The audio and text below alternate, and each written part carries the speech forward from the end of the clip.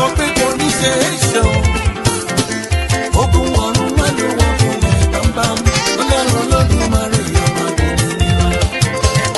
Gbogbo ẹni tó wà nínú ọ̀tẹ̀ àti gbogbo ẹni tó wà nínú ìyàwó sí. Ẹ jáwọ́ pẹ̀kẹ́ má bá jìyà. Òmìnira ti dé bẹ́ẹ̀ kọ́.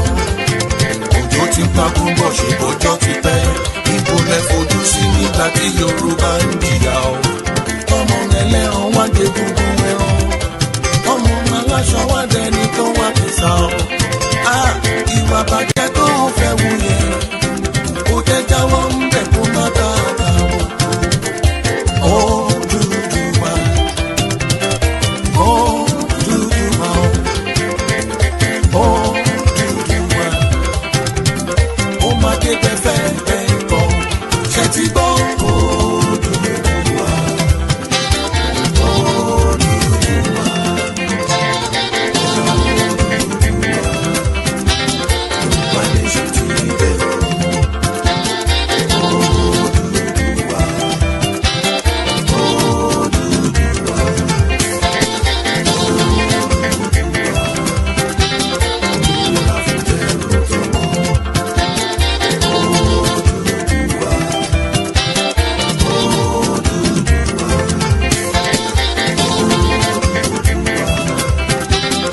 ẹ jẹ́ ká jọ gbé lárugẹ. Ó yá ilé ti yá gbogbo ọmọ Odùduwà. Ilé ti yá gbogbo ọmọ Odùduwà. Ilé ti yá ilé ti yá gbogbo ọmọ Odùduwà. Gbogbo ọmọ Odùduwà yá o. Ilé máa yá o. Ilé ti yá gbogbo ọmọ Odùduwà. Ewu rẹ̀ bàjẹ́ lọ lápàdà wáyé o. Ilé ti yá gbogbo ọmọ Odùduwà. Lágùntàn bàjẹ́ lọ lápàdà wáyé o. Ilé ti yá gbogbo ọmọ Odùduwà. Ìyà tó jẹ wá tó afẹ́gbà ìsinmi. Ilé ti yá gbogbo ọmọ Odùduwà. Ẹ̀yin lẹ níwà títí títẹ́ fi súnwà kọ́ ògiri. Ilé ti yá gbogbo ọmọ Odùduwà. Yorùbá ò ṣe mọ́ o, ilé là ń lọ. Ilé ti yá gbogbo ọmọ Odùduwà. Ó yá ilé ti yá gbogbo ọmọ Odùduwà. Ilé ti yá gbogbo ọmọ Odùduwà. Ilé ti yá ooo. Ilé ti yá gbogbo ọmọ Odùduwà. Àgbẹ̀kọ́ lè rókòrókò tó gbàgbé ilé. Ilé ti yá gbogbo ọmọ Odùduwà. Àwa ò ní fìjà ṣe o, sùúrù la máa fi ṣe o. Ilé ti yá gbogbo ọmọ Odùduwà. Gbogbo Yorùbá lápapọ̀ ẹ ṣe ra yín lọ́kàn. Ilé ti yá gbogbo ọmọ Odùduwà. Yorùbá ní sòdé o, ìrẹ́lẹ̀ o. Ilé ti dé gbogbo ọmọ Odùduwà. Ìrẹ́ owó ìrẹ́ ọmọ, àìkú balẹ̀ ọ̀rọ̀. Ilé ti dé gbogbo ọmọ Odùduwà. Gbẹ̀dẹ̀ ní rẹ kókó làgbà làbọ̀ máa rọ̀ wá lọ́rùn. Ní ọ̀run ti dé gbogbo ọmọ Odùduwà. Tútù là ń balẹ̀ olúwẹ̀rí, ìgbà yìí máa tù wá lára. Ní ọ̀run ti dé gbogbo ọmọ Odùduwà. Yorùbá nation la wá fẹ́ o. Ilé ti yá gbogbo ọmọ Odùduwà.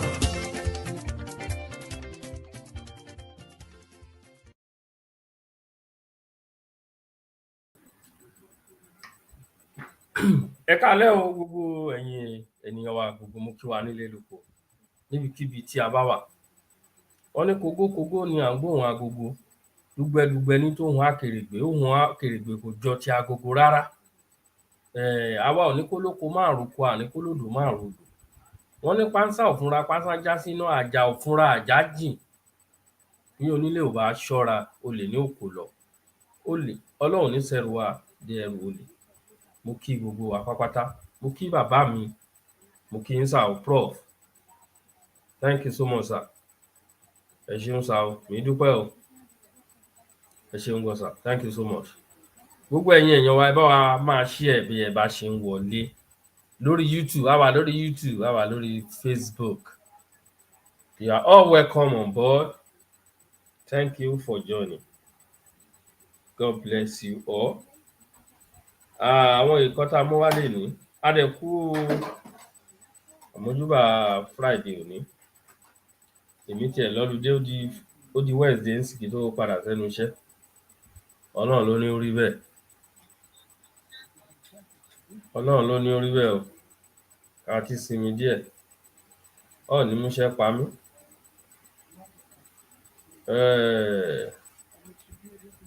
Mo fẹ́ gbìyànjú láti wọ orí TikTok. Ìtẹ̀ ní ìdíjọ́. Ẹ jẹ́ ká ṣe lóní pápápápápá kó má bàa di pápá. Ẹ káàbọ̀ sórí ètò. Ọmọ Yorùbá o, ilé yá o. Ẹ gbọ́ àwọn lyrics orin tó ń kọ tó ń sìn. Wọ́n ti lé wa títí wọ́n ti lé wa kan ògiri. Ara àwọn lyrics inú orin yẹn mo fẹnu sọ fún yẹn o. A ti kọrin orílẹ̀-èdè wa ń sìn. Iṣẹ́ wa fúnlẹ̀ wa, orílẹ̀-èdè wa, kágbéga, kágbéga, kágbéga fáyé rí.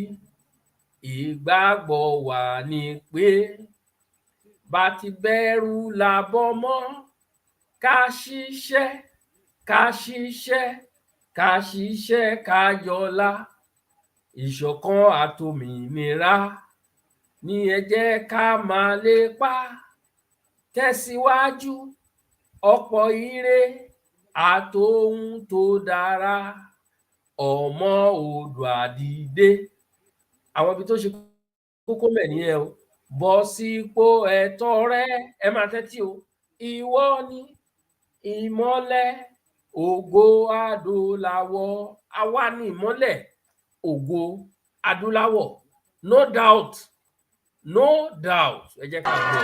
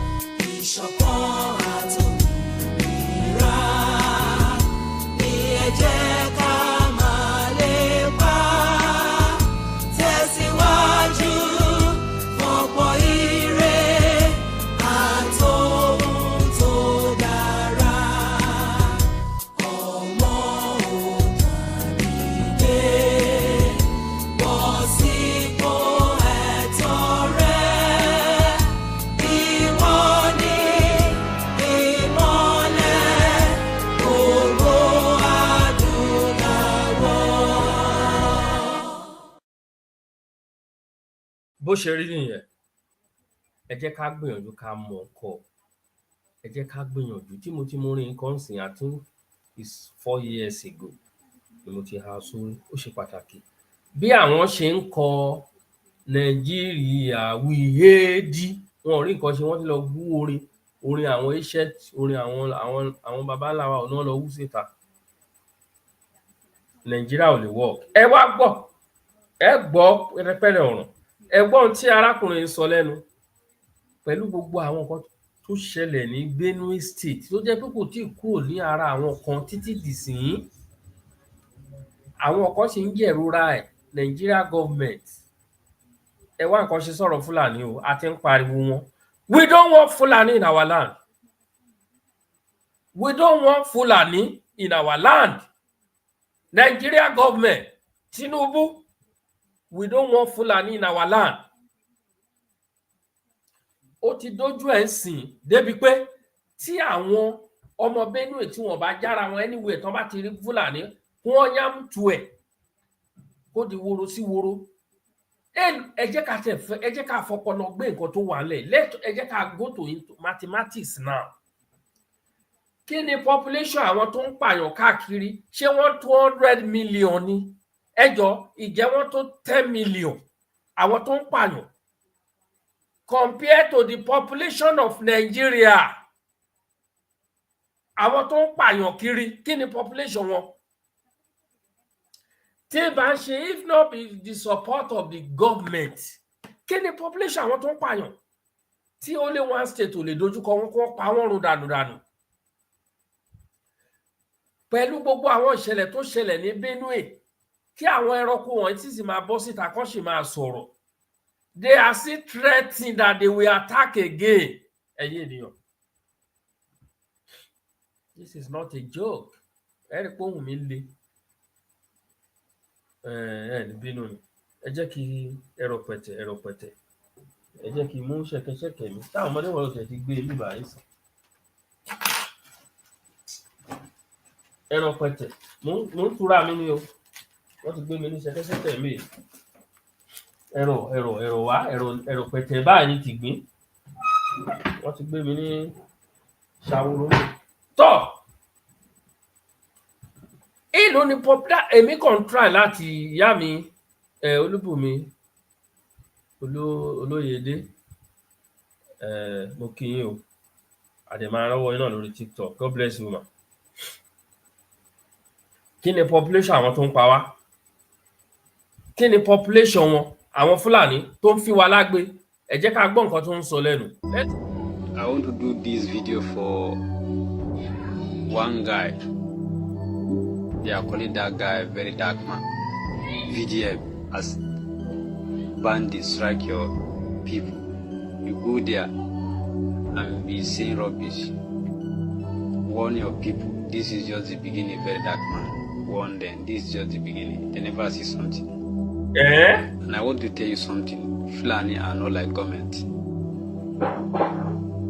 I'm seeing in social media abusing government, doing this. Fulani are not like government. You have to be very careful. You have to be very careful. Last month, I come meet with one video. Benue State people, they give Fulanis 14 days to come out in their states. Yes. That one is rubbish now. They don't have that right to chase all Fulani in their state. Whether you state peace with Fulani or they should leave Benue State. You can see the number of cows they are killing in Benue State in this season. They are killing innocent Fulani in Benue State. You didn't say anything, but now, after this strike, you go there be saying nonsense. So you have to be very careful. This is just the beginning. This is just the first strike. So Nigeria are not like government. Be careful, Verydarkman. Alright, so you don't hear the message when I received today. So I was able to check the TikTok handle that sent it. This is the face of the person and this is the TikTok. Me, I'm not even bothered about the threat. You understand? I'm not bothered because even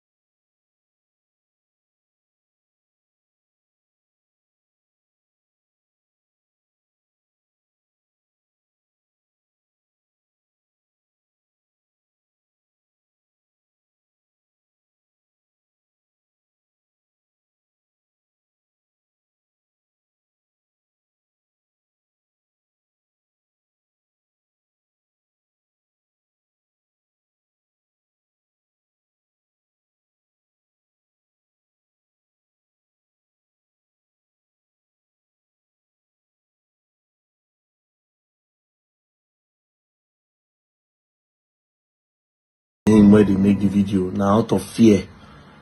Now I make that video. You don't fear, so okay, this guy don't create awareness around this issue. Maybe it's time to drop a video that will scare him. But that's not my problem. He said something in the video. He said if Benue people will not learn to live with the Fulanis, then the Benue people should leave their state. That's a very strong statement. And then he also said that is just one attack, and there will be multiple attacks coming soon for the Benue people. Well, I believe so we get government, and I don't know why these people are so confident to be posting these things online. Again, no be the first time. So it don't be me like normal thing now. But at the end of the day, it is not normal. You know, when somebody will just come online, drop something. If you defame anybody online, they will track you down, they'll carry you home. They will arrest you if you defame. According to them, defamation, any big man, they'll go arrest you. But when these guys come out to threaten the government officials, they don't go fit talk. You understand? Anyways, my brother, I would like to tender an apology to you, but I would like to tender the apology in person. I won't see you, make I beg you. Say me, you know, verse, yeah, go Benue State, go create awareness.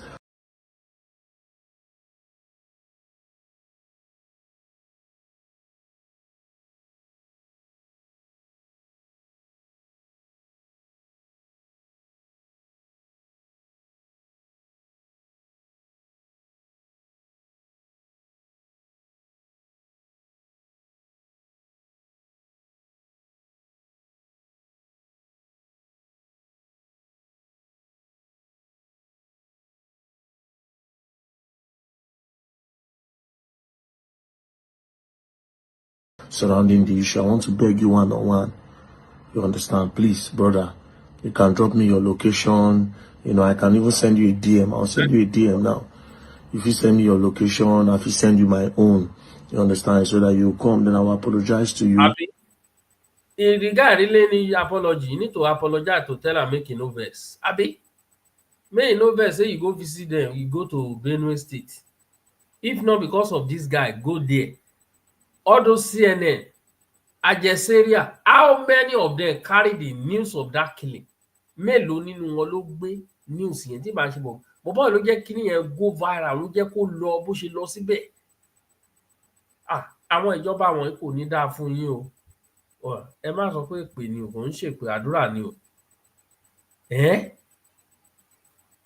Oríṣiríṣi la dẹ̀ ti ń gbọ́ lẹ́nu ìgbà tí kíní ìṣẹ̀lẹ̀.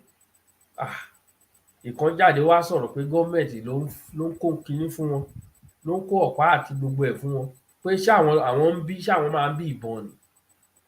Àdé give birth to gan-an pé àwọn ló kó fún wọn táwọn fi ń ṣọṣẹ́ kiri. Irú ìlú wo leléyìí? For going to Benue State to raise an awareness. And this one where you talk, say, okay, when I go still go there, go attack. My brother, you better prepare yourself, prepare yourself. Because I want to believe, say, the Benue youths, they're not going to sleep by this kind of time. So don't make that attack too far. Any attack you want to do, don't make it too far. Do it soon. You understand? And Benue youths, they are not playing.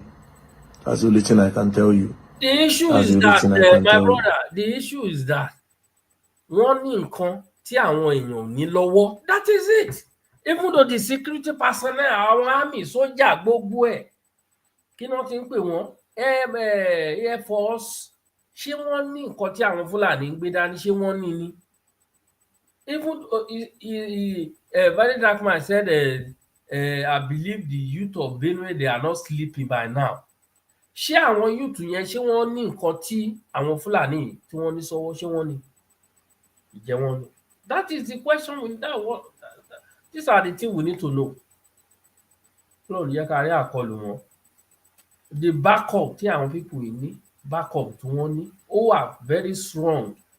They have very strong backup. Nǹkan tó ń dùn mí bẹ́ẹ̀ ni pé they know them, they know those people. Why ká wá dára wa láàmú? Àbí ibo la ti bára wa ayé ẹ̀yin ènìyàn wa? Mo kí gbogbo wa pápátá o. Ẹ jẹ́ ká tẹ̀síwájú. Ó fẹ́ tọ́nà. Love, don't play. If you play, go on and go down the hard way. Even though they are women, they know how to shoot gun. Gbogbo wọn ló gbé ìbọn dání. Ẹ wá gbọ́rọ̀ kọ́rọ̀ lẹ́nu eléyìí tiẹ̀. each other will never solve the problems that are happening in Benue State. Believe me. This message coming from a youngest Fulani boy, which is Ibrahim. Seriously, I'm not joking. Joke aside. Both the tribes that are living in the Benue, Tibi, Idoma, Fulanis, there are many uncountable, like I can't count them. But seriously, to be fighting order will never solve the problems that are happening in your state. Seriously. All the tribes, you have traditional rulers. So you have to call them. Let's have a meeting. Let's organize a meeting between all the traditional rulers, both the Fulanis and the other tribes. That's only the way that you guys have to follow, both to fight each other or to ask a Fulani man to leave Benue State. Seriously, will never be the solution of what's happening in Benue State. Seriously. Millions of Fulanis, they have been born and brought up in Benue. And you ask them to leave the state. Unacceptable. It can't happen. Seriously. So you people, you have a traditional rulers, both the Fulanis and the other tribes. So you have to call on them and ask them to organize a meeting between the traditional rulers. If they organize a meeting, maybe they will discuss how to solve the issue. That's simple. But to be fighting order or to ask the other tribes to leave the state, it will never happen. And it will never be the solution of what's happening in the particular state. Seriously. Peace, late. Don't mind my speech. It's not my mother tongue. All right.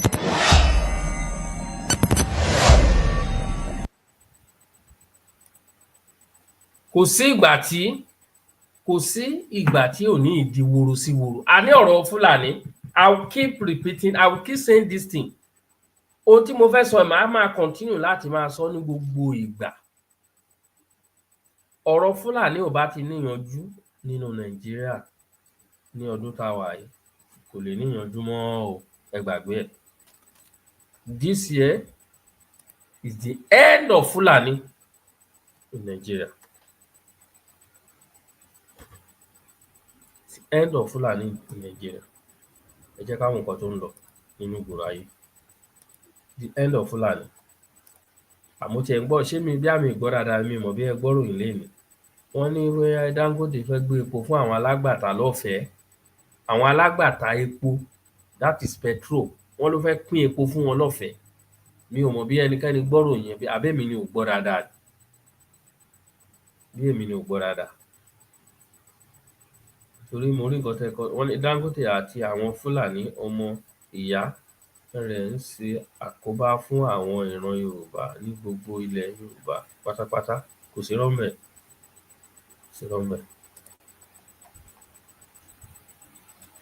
Atiku El-Rufai opposition coalition set INEC registration for new party.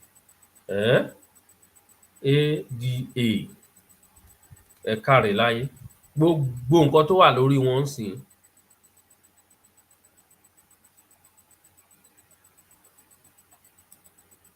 Is TikTok start blind about said deal with. Gbogbo nǹkan tó wà lórí wọn 2027 òun ni. Mi ò rí irú ẹ̀ rí o.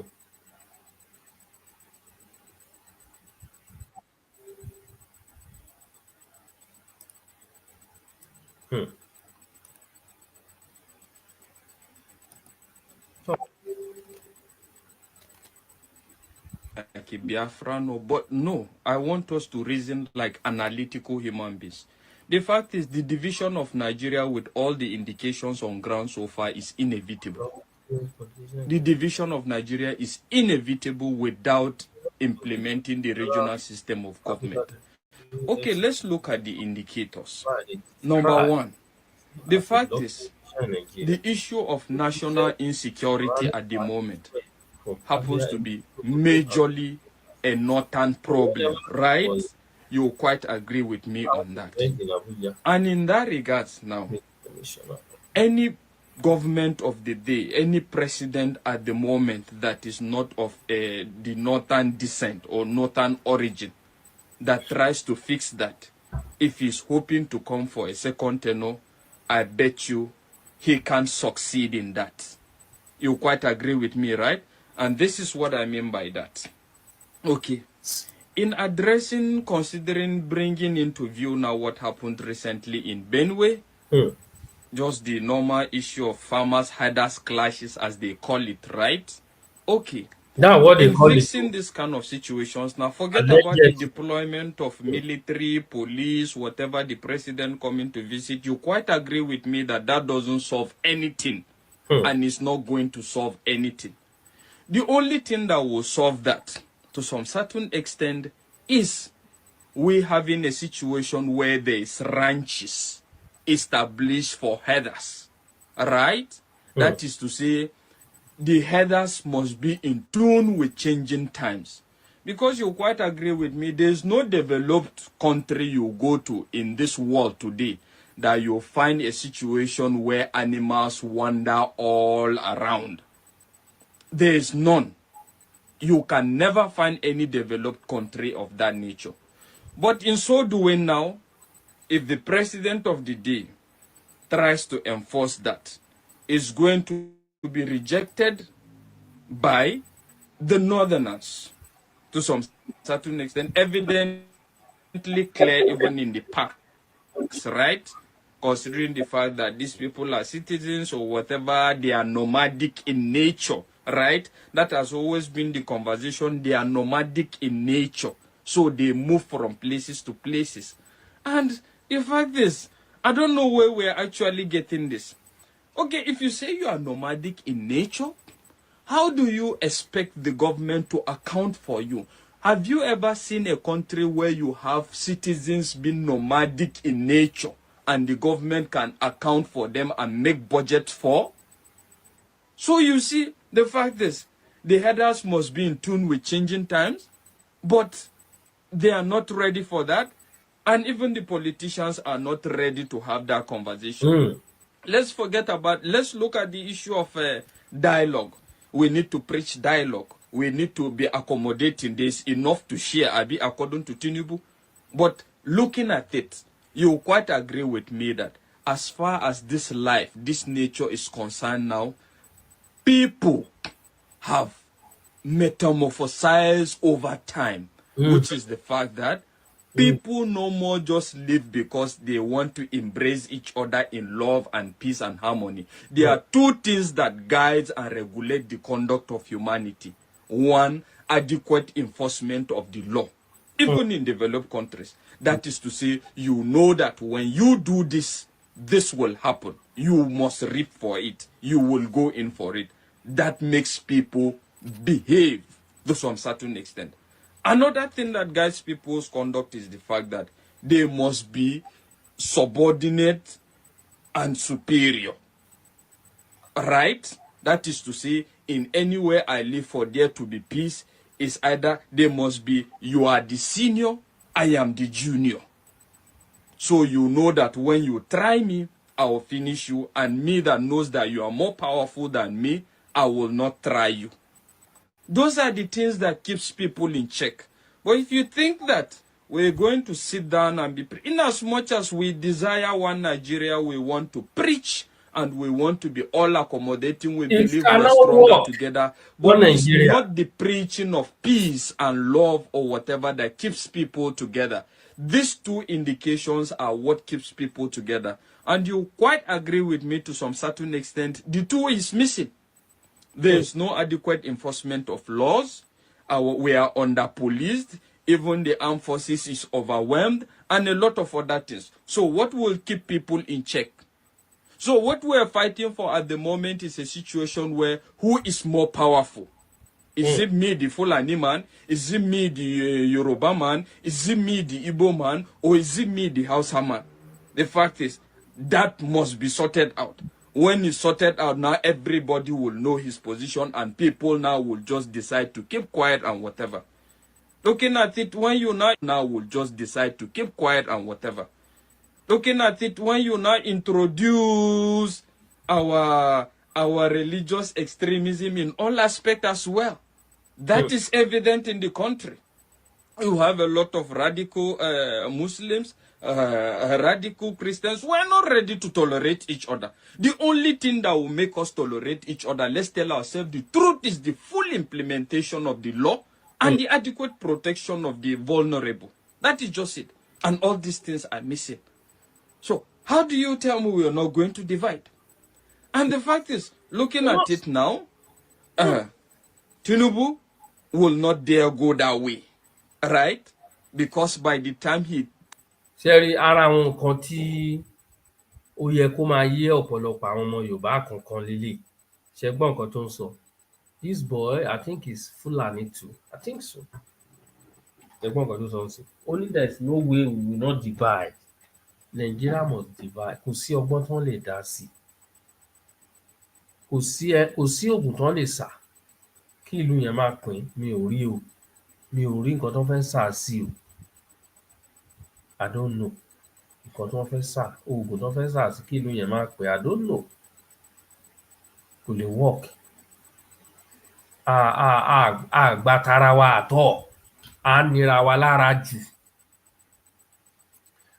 We cannot tolerate, we cannot accommodate Fulani. Is this the way wọn ò bá ti wá lára mu? Tries to introduce that, okay, there must be establishment of ranches to curtail the free movement of the Fulanis. You quite agree with me that he is going to lose a lot of... the fact is he's already losing at the same time as far as the North is concerned at the moment. And that is what will even bring the division closer in that regards. In the sense that Tinubu doesn't look like somebody that is ready to let go of the fact that this 8 years is his birthright. And at the same time, the North... Your brother. Bàbá kò fẹ́ pé àwọn náà orúkọ wọn wà lára list àwọn tí ó ti ṣe ààrẹ Nàìjíríà òun ló fà á. Kò wá fúnra ẹ̀ nísìnyí. Wọ́n ń lọ òkè lọ ìsàlẹ̀. Pẹ̀lú ọjọ́ orí bàbá. Ẹ dẹ̀ mọ̀, Tinubu gbàgbé àwọn ọ̀rọ̀ tí àwọn kan ti sọ sẹ́yìn. Nígbà tí wọ́n wà lára àwọn tó léwájú nígbà tí Jonathan ń ṣe ààrẹ lọ́wọ́, tí wọ́n ń ṣe protest.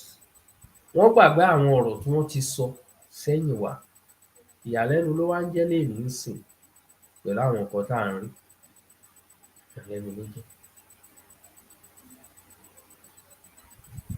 Kò sí nǹkan tí ẹnìkan lè fi confuse ni pé bóyá ìlú yẹn lè work. I don't know. Nǹkan tí ẹni náà fi confuse mi, I don't know.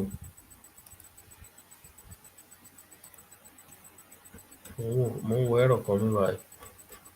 Okay, yes. Mi ti ẹ̀ rí tẹ́lẹ̀ ṣá. I don't know. Nǹkan tí ẹnìkan fi confuse mi pé Nàìjíríà lè work. Táyé á fi parẹ́. Ẹ̀yin ènìyàn wa, ṣé rí, ẹ jẹ́ ká remain focus. Mo ti sọ náà lénìí nígbà tí mo ṣe fídíò kan lẹ́ẹ̀kan. Concerning ọ̀rọ̀ rally, òṣèré rally ńlá ń bọ̀ lọ́nà. Ẹ jẹ́ ká kàn remain focus. Ẹ má jẹ́ ká ní doubt.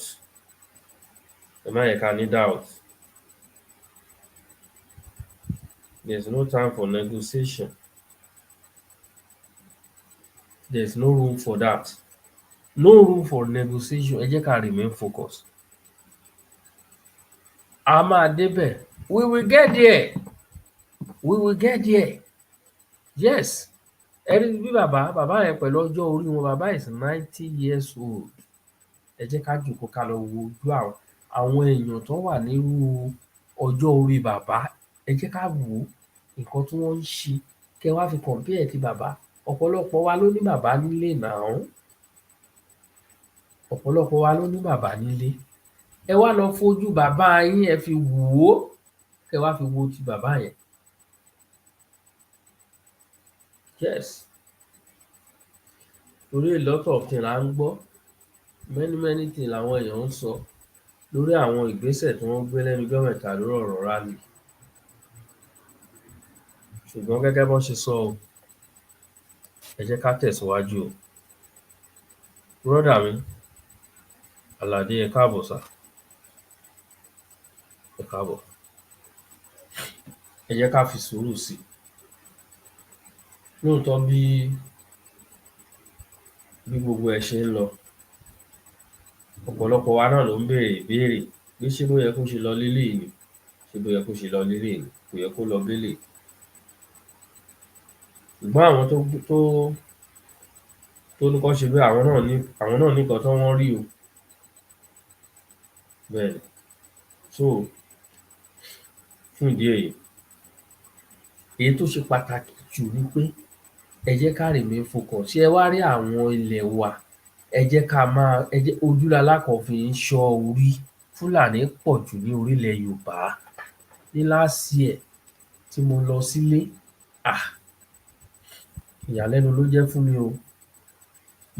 Mo fẹ́ lọ change dollar, mo fẹ́ lọ change euro ní ọjà ọba l'Ákúrẹ́, èmi àtàbúrò mi kan tá jọ lọ bẹ̀.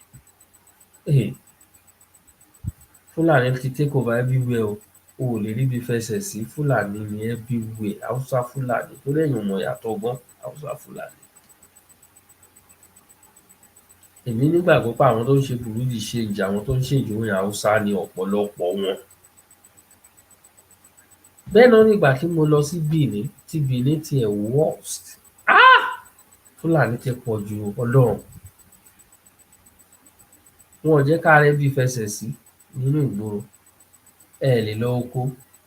Àwọn òwò kéékèèké tó yẹ kẹ́ ẹ máa ṣe àwọn ló ti ń ṣe. Mi ò ní ṣaláì má máa ṣe àdúrà. Bàbá mi kan ajagun gbébọn tì ní orí àwọn ìgbésẹ̀ tí wọ́n ti gbé lórí ọ̀rọ̀ Fúlàní ní àwọn agbègbè kan. Àwọn Fúlàní máa wá lọ ká èso kaṣú tí kì í ṣàwọn ló gbìn, wọ́n wá máa tà lọ́jà fún wa. Fúlàní. Torí wọ́n ti mọ̀ pé ẹ̀rù ń bà àwọn èèyàn ẹ̀ lè lọ oko. Àwọn ibì kan wà tó jẹ́ pé kaṣú pọ̀. Ní last year tí mo tiẹ̀ lọ nígbà tí àbúrò mi tá lọ oko, ó láwọn ibì kan tó gbé mi gbà. Mo rí kaṣú lọ rẹrẹ, mo ní kaṣú pọ̀ tó yìí níbí báyìí. Àwọn Fúlàní ò jẹ́ káwọn èèyàn wá lọ ṣàkaṣú mọ́. Kaṣú dẹ̀ wá wọ́n sìn gan. Abọ́ kaṣú kan sì mi ìmọ̀ ìta tó wọ́n gan. Fúlàní wọ́n á lọ ká irú. Ẹ mọ òun náà ń pè ní ìgbá náà. Ikàn náà ń pè ní ìgbá náà. Àbí? Ó dàbí ikàn náà ń pè ní ìgbá. Ẹ̀yin èèyàn mi ẹ dá mi lóhùn mẹ́ comment section. Ikàn náà ń pè ní ìgbá. Àbí? Irú olórúkọ kan náà máa ń pe irú. Àbí irú náà ń pè ní ìgbá ni. Mi ìwà tẹ̀ rántí mọ́ gbọ́ ẹ tẹ̀ dàrú mọ́ mi lójú. Mo ṣá mọ̀ pé irú ṣá mọ̀ pé wọ́n máa ń ká irú. Ìgbá. Ẹ jẹ́ ká fi ilẹ̀ bẹ́ẹ̀. Wọ́n lọ máa ń ká àwọn irú yẹn wá tí wọ́n á lọ máa tà lọ́jà. Wọ́n á lọ ká kaṣú, wọ́n á máa tà oríṣiríṣi nǹkan náà kó wá sọ́jà. Àwọn nǹkan tí kì í ṣàwọn ló ní láwọn Fúlàní. Níbi táàyè gbà wọ́n tó lórí ilẹ̀ wa. Nígbà tí mo gbọ́ àwọn ọ̀rọ̀ wọ̀nyí mo káwọ́ sórí mo ní mo rántí ìgbà táwa kéré. Mo like máa gun igi tó ẹ́ pé a bá àwọn ìyá wọn yẹn gun igi ká irú. A lọ máa fi akọ́rọ́ a máa fi ká irú wọn yẹn, a máa fi já wálẹ̀ wọ́n máa ṣà.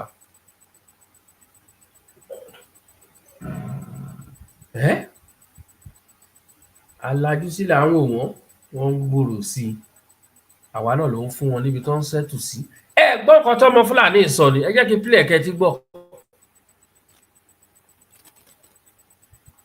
Ẹ̀gbọ́n tó wí.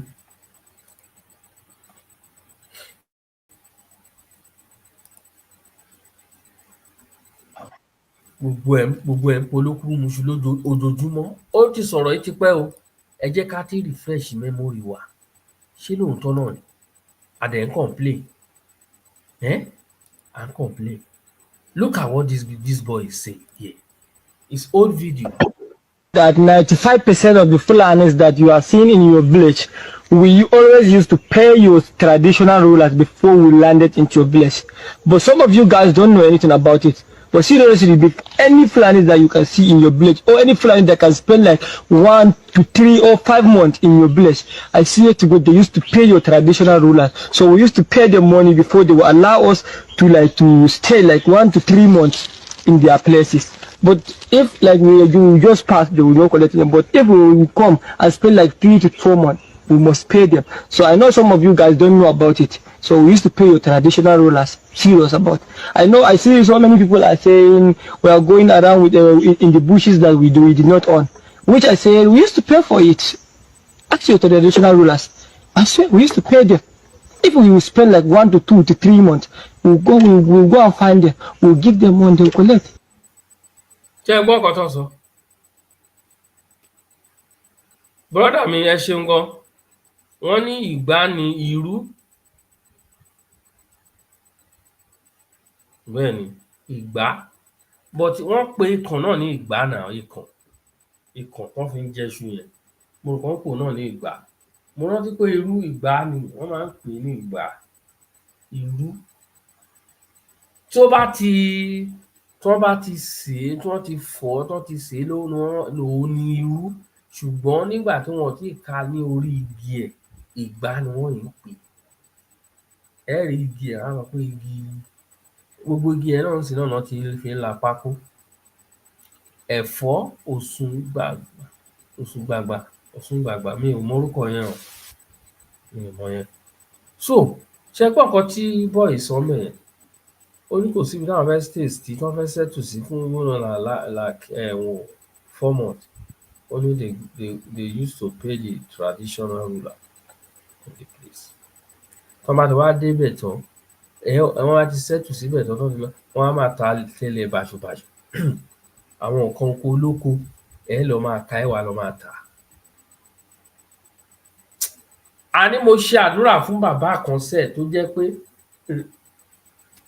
ajagungbébọn tì, ó fi òfin sílẹ̀ nínú ìlú kan sẹ́ẹ̀. Ó ní kò sí Fúlàní tó bẹ́ẹ̀ kó mú àdá dání gba àárín ìgboro kọjá o, àbí igi tán máa fi ń da màálù tán máa fi ń rìn yẹn is not allowed. Tó bá fẹ́ wọnú ìgboro, rìn without anything in your hand. Tí wọ́n bá gbá ẹ mú pé o mú igi sọ́wọ́, o dáràn. Tí wọ́n bá bá ẹ mú tó bá da màálù ní agbègbè ìlú lẹ́gbẹ̀ẹ́ àwọn ilé tí wọ́n kọ́ sẹ́yìn odi wọn yẹn, tí wọ́n bá mú ẹ, o wọ gàù. Nígbà tí mo gbọ́ ọ̀rọ̀ ẹ̀, mo ní yes! Irú àwọn èèyàn tá à ń wá leléyìí. Irú àwọn èèyàn tí a need gangan nìyẹn. Kì í ṣe pé bóyá kó jẹ́ pé àwọn tá a fojú tì, tá a fẹ̀yìn lé, wọ́n fi gbogbo ara ṣẹ̀gún. Wọ́n lẹ́ni tá a gbójú okùn lé ò jẹ ní àgbà. Kò ń ṣe bẹ́ẹ̀. Wàláì. Ẹ jẹ́ ká wá nǹkan. This is not a joke. It's not a joking matter. Ẹ bá wa share ètò yẹn káàkiri. We need to do something about Fulani. Ṣé ẹ pa ara wọn ní South West ń sìn lẹ́nu ọjọ́ mẹ́ta yìí? Ara wọn balẹ̀ díẹ̀. Ẹ má sùn tẹ́tẹ́rẹ́ ẹ̀yin èèyàn mi. Wọ́n ní plan, wọ́n surround ilẹ̀ wa, especially state tèmi ti wá ní Ondo State. Ondo State is their number 1 target ní ilẹ̀ Yorùbá. Honestly, ṣe bí wọ́n sọ. Ẹ gbọ́ nígbà tí wọ́n Ọ̀jájú ni, ó ń dùn mí pé arákùnrin yẹn ọ̀rọ̀ ń gbénú ẹ̀ tó fẹ́ sọ. Ọ̀rọ̀ ń dára nínú ẹ̀ tó fẹ́ sọ. Ní Prince Ọ̀jájú ni, youth leader àwọn Afẹ́nifẹ́re. Ó lóun fẹ́ darapọ̀ mọ́ Yorùbá Nation according to. Ọ̀rọ̀ wà nínú arákùnrin yìí gidi gan tó fẹ́ sọ. Toró sọ, ó ní Ondo State ní àkókò ní àwọn agbègbè tí àwa wọ̀nyí ti wá. Ó láwọn ọba kan wà ní àwọn agbègbè yẹn tí wọ́n ní ọwọ́ níkè. Ọ̀rọ̀ wà ńlẹ̀ gidi gan. Ó ní wọ́n ní ọwọ́ níkè. Ó ní tí wọ́n dá orúkọ wọn tóun dẹ̀ mọ orúkọ wọn. Ó dẹ̀ lóun expect àwọn security personnel, àwọn police kó wá ṣe investigation látọwọ́. Mo gbàgbé bó ṣe sọ̀rọ̀ nípa àwọn nǹkan yẹn báyìí. Mo gbàgbé bó ṣe sọ. Ìyanu á ṣẹlẹ̀. Ẹ̀yin ènìyàn wa. Ojúlára commission rí o. Àwọn Fúlàní, they are threatening to attack again in Benue State. Benue State. Ẹ sọ fún àwọn ọmọ Benue State, especially àwọn ọ̀dọ́ wọn, ẹni kán gbáradì o, kán máa rìn tìfura, kán má dẹ̀ máa dá rìn. Kò sígbà tí wọn lè wá bá sọ pé kán má rìn lóru. Àwọn tó wà nínú ilé ṣé wọ́n jáde síta? Ṣebí inú ilé ni wọ́n sùn sí, wọ́n dẹ̀ dé. In fact this time, I don't know. In fact, Ọlọ́run á ṣàánú fún wa o, ẹ̀yin ènìyàn wa. Ó tojú sún wa, ó tojú sún mi pẹ̀lú àwọn ìròyìn tá à ń gbọ́. Ṣùgbọ́n kí là á ṣe? Kí la fẹ́ ṣe? What do we have to do?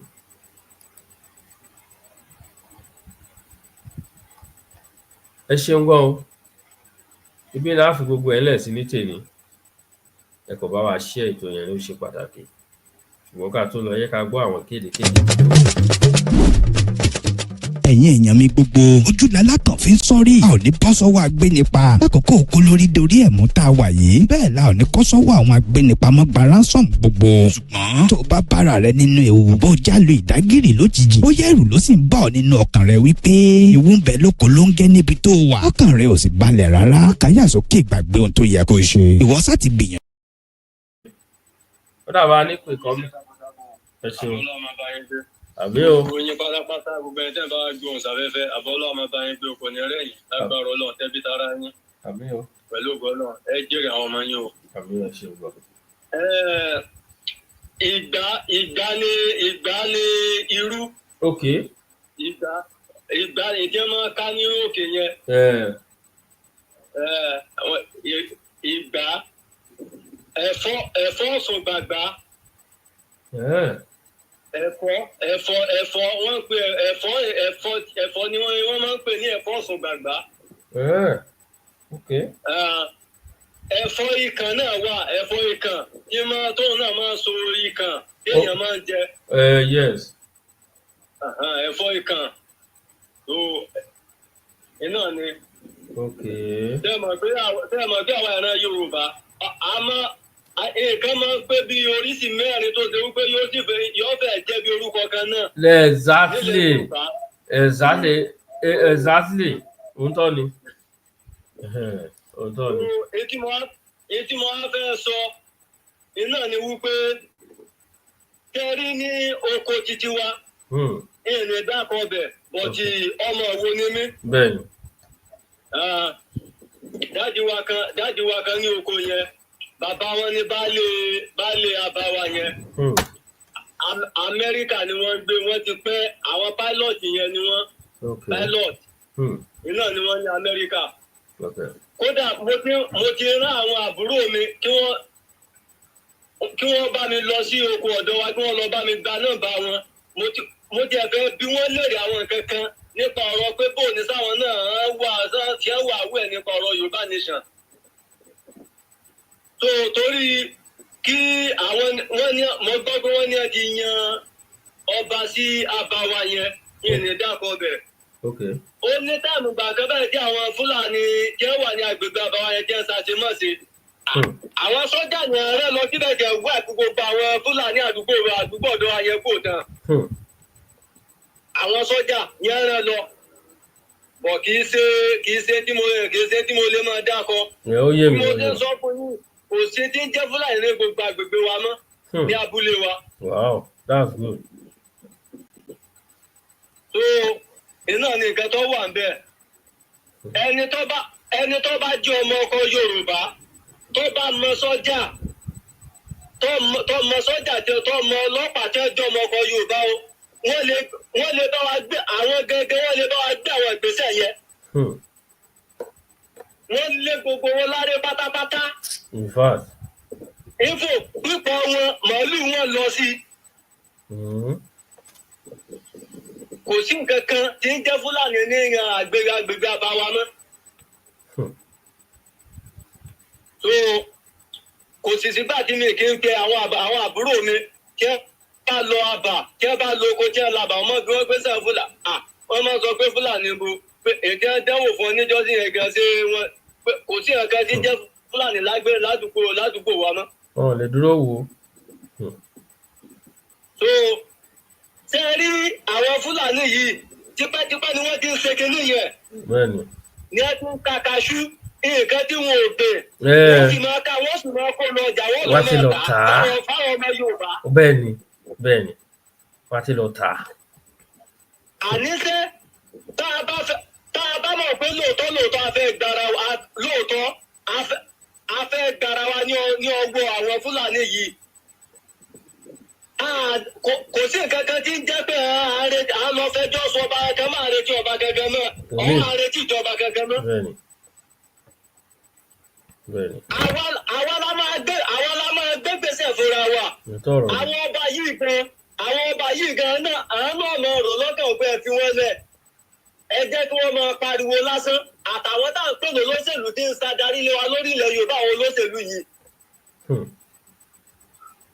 Ìgbésẹ̀ akegidi láàgbé kèéṣe gbèsè pé tí ọba kan jáde tí wọ́n kàn halẹ̀ mọ́ wa tí wọ́n kàn halẹ̀ mọ́ wa tó ṣe ń pè halẹ̀ gan mọ́ wa yẹn gan kò dọ́kan títí wọn gan.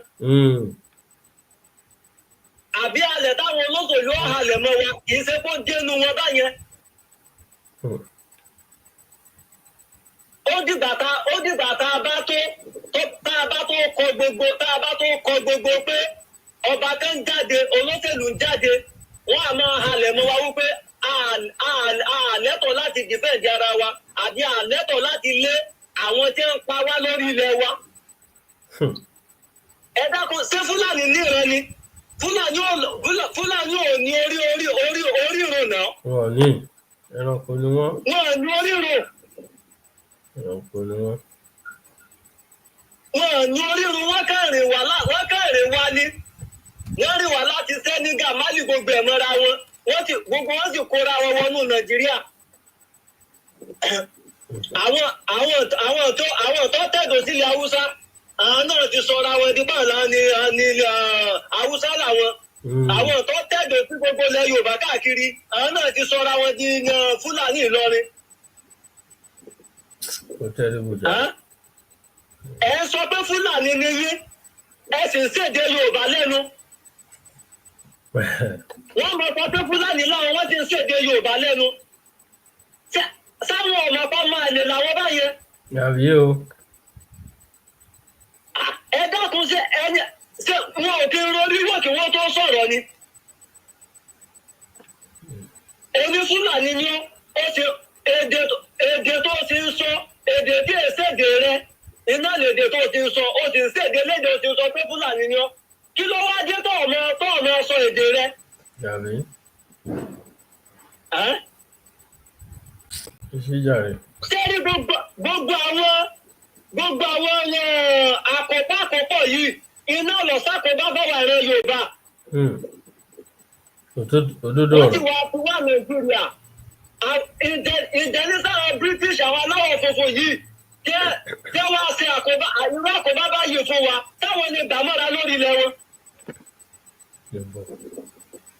Tí wọ́n lè gbàmọ́ra sáwọn British lè gbàmọ́ra Amẹ́ríkà lè gbàmọ́ra tí France lè gbàmọ́ra. Tí àwọn fàyè lẹ́fún ní orílẹ̀-èdè titi wọn kí tẹ́rọ́rìsì ọmọ pa àwọn citizen titi wọn. Sáwọn fàyè rẹ̀ náà lórílẹ̀-èdè titi wọn. Sáwọn tó ṣe wípé tí dúdú Áfíríkà bá ṣe nǹkan títí báyìí gan-an wọ́n gbé etí òtí ẹ̀já mọ́ kankan tí òtí ẹ̀yẹ kí wọ́n rí àti lè lérí àwọn aláwọ̀ funfun yìí wálé wọ́n gbé bí nǹkan bàbàrà ni. Wọ́n tẹ̀jẹ̀ fún yín ni. Bẹ́ẹ̀ni o. Wọ́n tẹ̀jẹ̀ ni bí ìgbà pé bọ́ yá ọ̀tá bí ìgbà pé èèyàn pa èèyàn. Iná ni wọ́n ti tẹ̀jì kìíní yẹn fún yàn.